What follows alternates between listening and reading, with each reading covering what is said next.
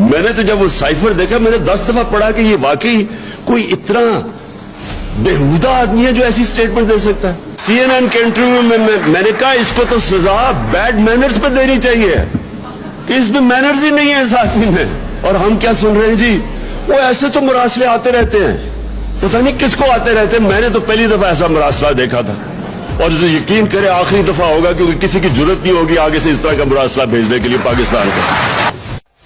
America कहता है कि रूस ना जाओ। भाई मैं अमेरिका से पूछता हूं, तुम हो कौन मुझे कहने वाले कि मैं रूस ना जाऊं?